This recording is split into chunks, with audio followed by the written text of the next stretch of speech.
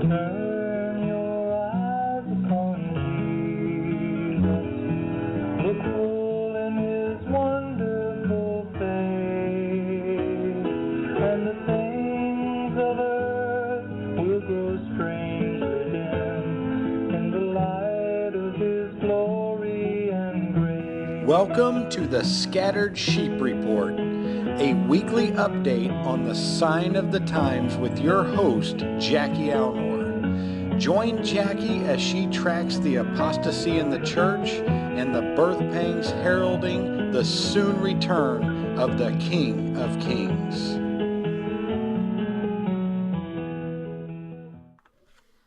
Greetings, everybody. Welcome to the Scattered Sheep Report. I'm your host, Jackie Alnor. Well, it seems to be Bible Prophecy Conference season going on right now. There's two really good ones this weekend, and hopefully some of these messages by a lot of these pretty renowned prophecy teachers will be available in the archive, because I don't know how many I'm going to be able to see live over the weekend. But if you check my Facebook page, I have links to both the conferences going on right now. One is the Red River Prophecy Conference that happens every year. The other prophecy conference in Lafayette, Indiana, at Calvary Chapel, Lafayette, Joe Bell's church, is going to be all day tomorrow with speakers like Tommy Ice and I believe Ron Rhodes and some of the more academic prophecy teachers. Now, at the Red River Conference, there's also some very interesting speakers. And, again, some of the speakers I wouldn't, in both conferences, I wouldn't necessarily agree with everybody's viewpoints and everything. But I really think that nowadays we can't really shut off or turn somebody off who is speaking about their views on Bible prophecy and interpreting the signs of the times today.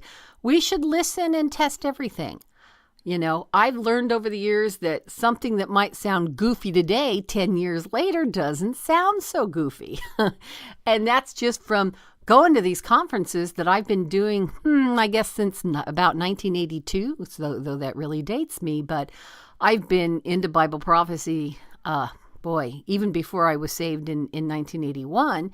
It was reading different books. Actually, it's so funny. The book that really opened up my eyes that I read about Bible prophecy, I actually read it 10 years before I ever got saved. Back in 1981 is when I got saved.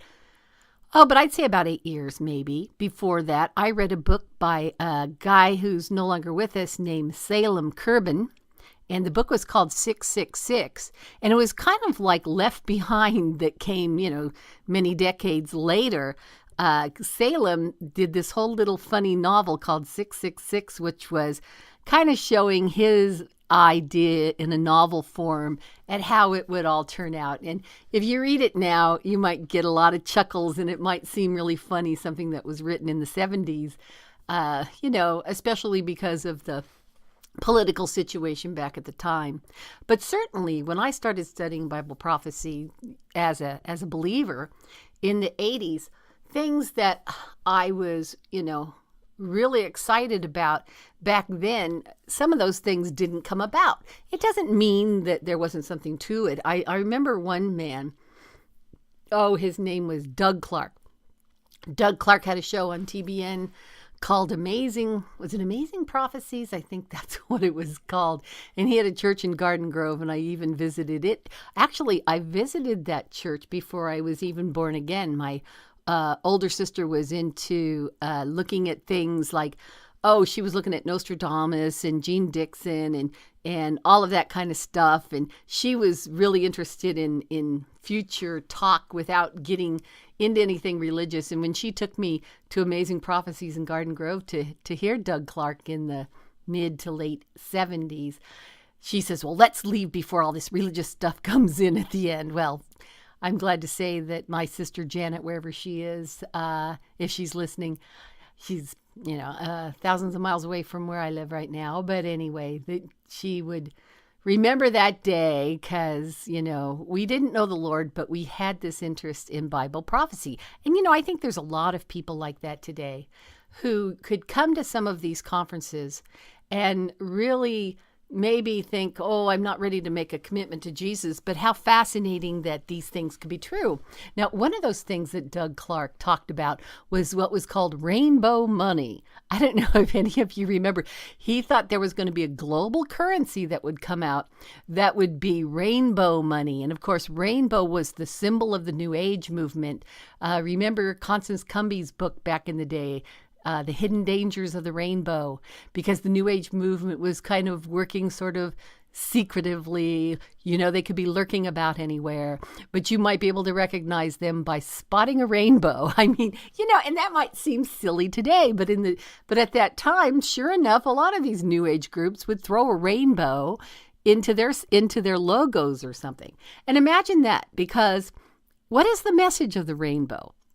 When you look at the book of Genesis and after the flood and everything, God put the rainbow in the sky and said that he will never again destroy or flood the world again with a flood, but the earth would be reserved for fire. So fire would be what would be significant for the final judgment of the planet. But back then it was water, and that was a sign that judgment was, maybe at one end of the rainbow it was a flood and the other end of the rainbow it's fire, but certainly it was really a judgment against people like what we saw in the New Age movement.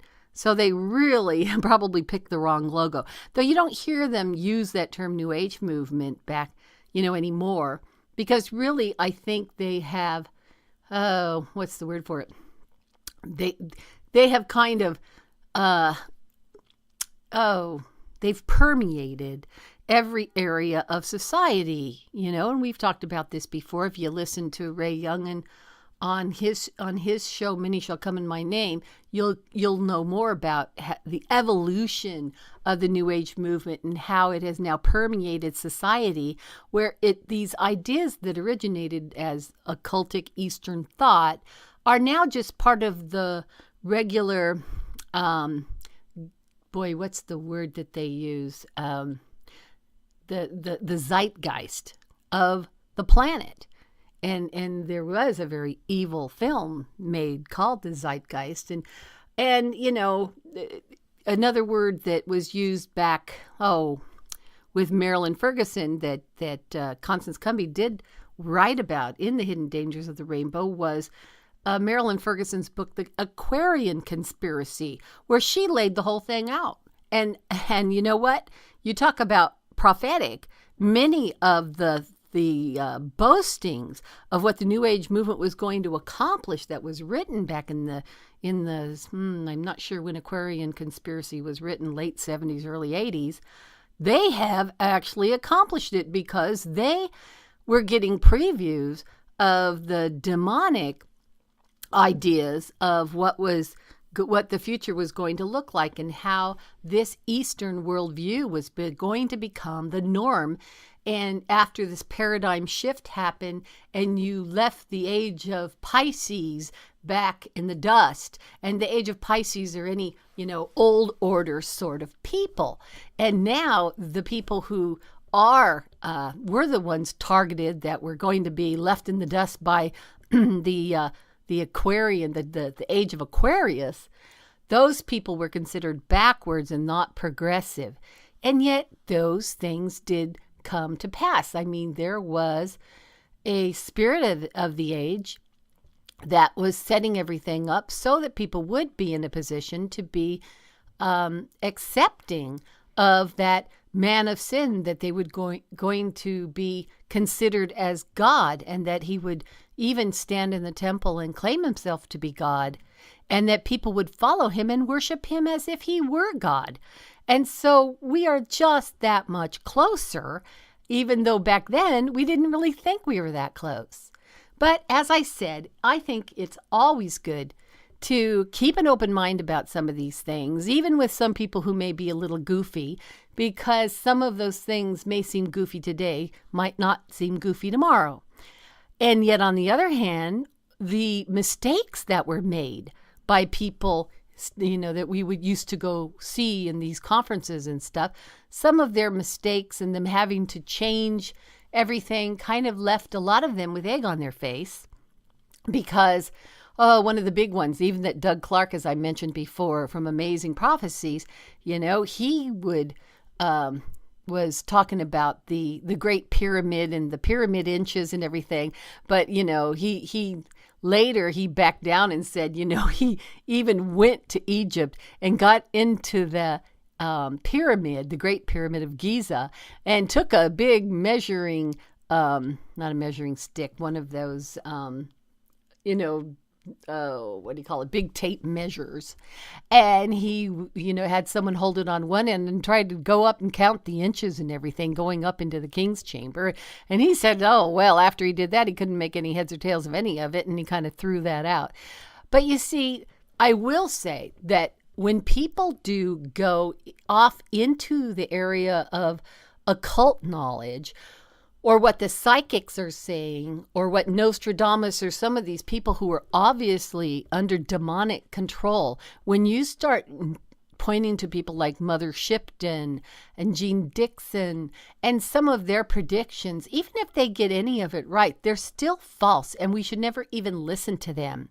Just like today's false prophets, when they start predicting things and saying the Lord showed them and these things didn't happen, don't listen to their excuses and say, oh, well, look at Jonah at Nineveh. God changed his mind when Nineveh repented.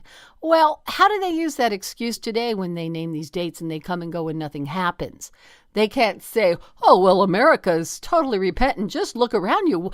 Turn the channel on your TV and see how uplifting and repentant and godly this nation has become. Yeah, well, you're not going to see that. And so that's why it's bogus. And when people do that and try to use excuses like that after the fact, when they blow it, don't listen to their silly predictions anymore. And if some people who have done that later come forward and repent for it, forgive them, and they've learned their lesson and they're not going to do it again. And I know several who have done that, and especially they've done that with the whole idea of how many years a generation is, when Jesus said in Matthew 24, when he listed all the signs of the times, that generation would not perish until all these things take place. And so since people thought, well, that generation was 40 years or 70 years or whatever they might think a generation is, they started predicting the exact timing of the Lord's coming based on what they thought the generation was. That was a very, very common mistake. In fact, I would say one of the guys who really played on that the most and was, I'm sure all of you prophecy watchers remember the name Edgar Wisnet, who wrote 88 Reasons Why the Rapture Could Be in 1988. And when that failed, he came back in 89 Reasons Why It Could instead be in 1989. But he based so much of that on that idea of the generation from the founding of the State of Israel in 1948 until, the time that Jesus would come back. Now others are saying, well, they had the right idea, but that generation really had to start in 1967 when Israel got their side of Jerusalem. And so then when Jerusalem became it's basically its capital, even though the capital is actually Tel Aviv, even if the Israeli Jews considered Jerusalem always their capital. But, I'm looking at this book, this 88 Reasons book, and, he was so certain of it. He says, on page 10, he says, I, Jesus, tell you the truth, this wicked generation, and he puts in quotes 1948 to 1988, will certainly not pass until all these things have happened. Heaven and earth will pass away, but my words will never pass away. So there, he threw that in there, 1948 to 1988. And, he said that the last generation spoke and started on May 14th, 1948, the day Israel became a nation. Israel is the time clock of God throughout history. Israel is the blooming fig tree, and the last generation will end 40 wicked Gentile years later on 14th of May, 1988. Then he goes on to talk about the Noah's generation being 120 years. And so he breaks down this 120 years he comes up with by 40 years each. So he's seeing some big thing that's going to happen every 40 years. And he goes on the next page, page 11. He says, that every 40 years something bigger is going to happen. He says, all the wicked people on earth will be killed again, but this time by fire and thermonuclear weapons. World War III starts October 4th, 1988. World War IV is at midweek when Satan conquers all of the people of the earth. And World War V is at Armageddon on the 4th of October, 1995. So we have 3 last wicked generations of 40 years each, totaling the days of a man's years of 120. See Genesis 6:3. Whoa, that's quite a shot. We all kind of laughed at Harold Camping when he went off the deep end and all of his predictions using numerology and everything else. But I think he must have read this book and decided to recalculate all of Edgar Wisnet's numerology, because he uses the same thing. And both of them, and lots of them, used this book that was popular back in the 80s, written by the late J.R. Church, called Prophecy in the Psalms. And with the Prophecy in the Psalms, he determined that in 1988, it was he calculated that into the year of the Jews or whatever, but that Psalm 88 showed that there would be some great event that happened, and everyone thought, well, that's the second coming of Christ. And of course, then you have to deduct 7 years from 88, so the rapture is going to happen in, we thought, what was it, 81 or 82? I mean, there was so much wrong speculation back then. And then people for several years, since the year 2000, people finally stopped that, because the year 2000 kind of did everybody in with Y2K. Y2K was a really big disappointment when, it didn't create this horrible worldwide catastrophe and huge economic collapse of the entire world's currency. And when that didn't happen, everybody finally said, well, I guess we better stop speculating.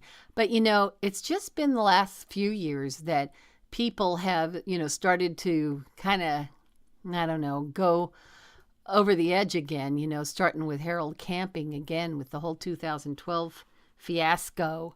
I really think that we'll see these prophecy conferences over the weekend and see if anybody goes a little too far with Shirley MacLaine on that out on the limb there. Because we really shouldn't go beyond what is written. Certainly we can look at signs, but then we have to see, is this, in the Bible, as far as Bible prophecy, do those things add up? And, really prophecy after the rapture, if you are a pre-trib rapture, and as I am hopeful for pre-trib, I'm not dogmatic on any of the timing, but I'll tell you, pre-trib is certainly the best case scenario. When it happens, then these prophecies are just going to snowball, because then everything's going to happen during tribulation. You can, almost set your clock by it, which is one of the best arguments for a pre-trib rapture, because that's the rapture and the gathering together that really can happen at any time, and there'd be no signs really that would tell you exactly when. But if there is no pre-trib rapture, if we are still here, and the Antichrist stands in the temple showing himself to be God, then we can kind of look at the Bible prophecy and know exactly when Jesus is coming back. So therefore, I think that's the pre-trib's best argument. It has to be in any time, when you least expect it. And of course, if the Antichrist is ruling and reigning and all the stuff is going on is written out in the book of Revelation, there'll be nothing but expectancy. It won't be, when they're saying peace and safety. No, not when all the vials and the trumpets and everything start going off. But, it's interesting that a lot of speculation was made also back in those years about the Antichrist. In fact, in reason number 66 of 88 Reasons Why says, thus it appears that our Antichrist of the end time was indeed born February 5th, 1962. These counts of days are no accident. From Isaiah 17, it appears that Antichrist was born February 5th, 1962 at 7 a.m. sunrise in Damascus, Syria. Oh boy, what specifics? I've looked up that date because I thought, well, let's just see. Let's see if Obama was born on February 2nd, 1962. But, they were, if it is Obama, which a lot of people want to speculate about, then they were a year and a half off because he was born August 4th, 1961, about a year and a half earlier than this Antichrist. But we really should learn a lesson from that. Now, Wisnet didn't name the name of the psychic who came up with that date, even though he said it was a psychic.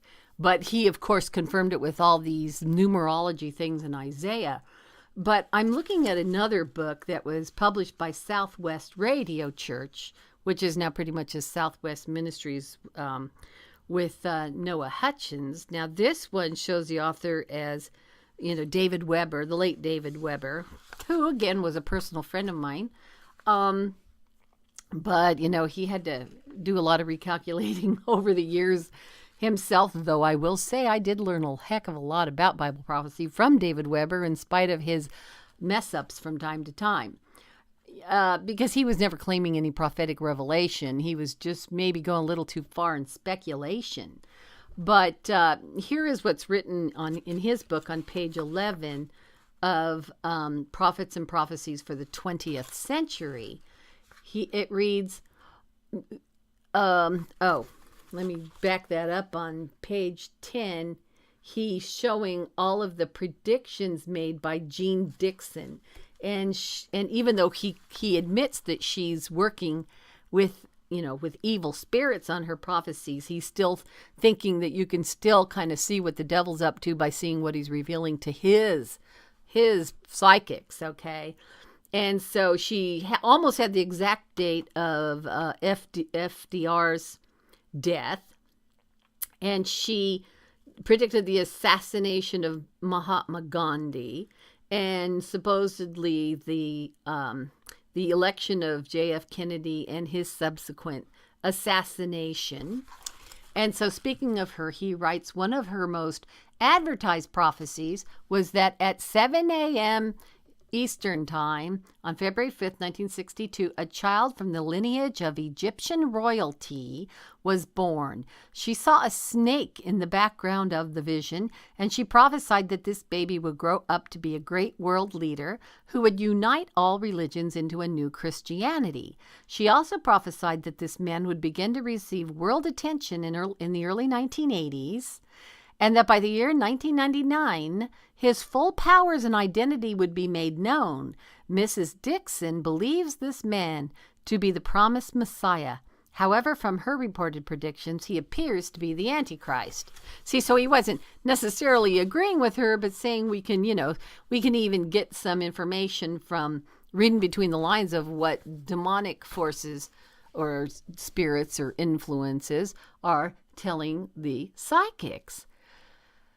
Really bad to even, give them any due for any of that because, already the dates are way off. He wrote that in the 70s, and I think it was in 76. And, of course, in the 80s, nobody came about or came to the forefront that you could pin that to.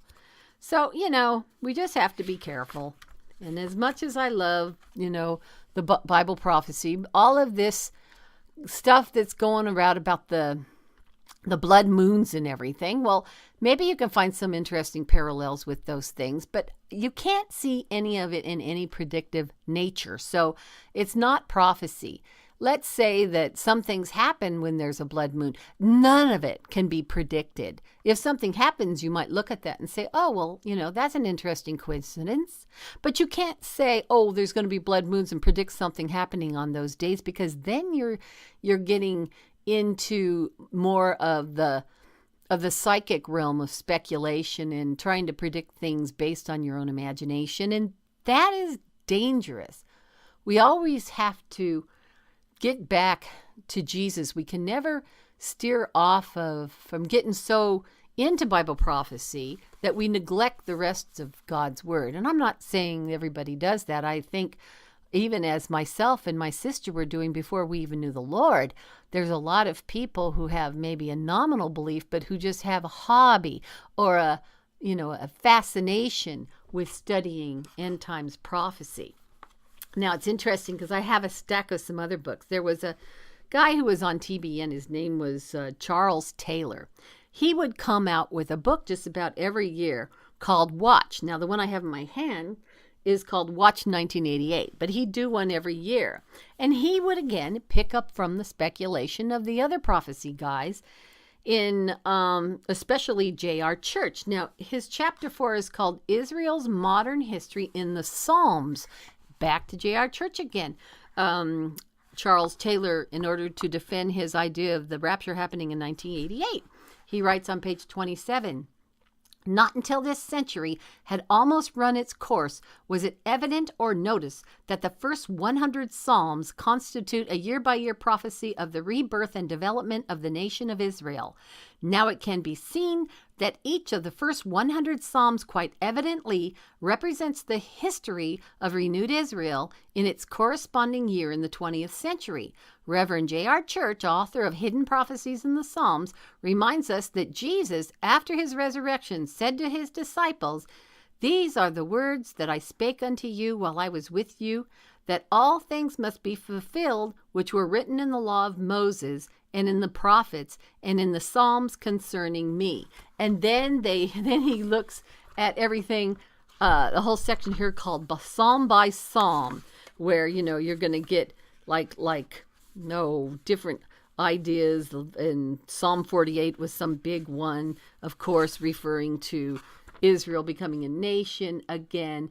And it says, "Great is the Lord and greatly to be praised in the city of our God, in the mountains of his holiness. Beautiful for situation, the joy of the whole earth is Mount Zion on the sides of the north, the city of the great king." Okay, so that's quoting from Psalm 48. And then Taylor writes, "As prophesied, Israel had taken Mount Zion in the city of David, and it did so in 1948 ! So he's saying that because it mentions the place of Jerusalem, you can assume that's when he was going to, the Jews were going to have Israel as their nation again. You can't even get that out of that. But you see, that's when you misuse Bible prophecy that way. Now, Charles Taylor had a book also called Get All Excited, Jesus is Coming Soon. And, I get all excited knowing Jesus is coming soon. This was written in 1975. And let's see. So he goes into all the speculation again about the rapture of the church happening after the generation, but he's not coming up with a 40-year generation. He comes up with a 35-year generation that brings y'all to 1983. And he writes, "To arrive at the maximum date for the rapture of the church, we must subtract 7 years from 1983, which puts us back to 1976. So that was then. He thought it was going to be 76. Now, that would have put me in a bad way because I wasn't born again until 81, and I'd have been really in big trouble. And another prophecy teacher who was also he also started his own Christian television network, and that's the late Lester Summerall, and he wrote a book called I Predict 2000 AD. When there will be a world leader, blah, blah, blah. I love to watch Bible prophecy conferences, and I'm going to watch them. But, I hope all of you, if you hear people going, beyond what is written, like what I just covered, write them and not to rebuke them necessarily, but to say, please don't get egg on your face, because then you're going to be discredited, and then the good things that you say are all going to be tossed out the door with the speculations that went way beyond where you should have gone, and encourage them not to do that. We want to use Bible prophecy to show just how true the Bible is, but adding to it and taking away from it is not going to convince anybody of the truth. In fact, it could discredit it. So, the time to go is already come, and so I'm going to go back to watching those conferences on live stream. And until next week, keep on the lookout. I hope you enjoyed this edition of the Scattered Sheep Report.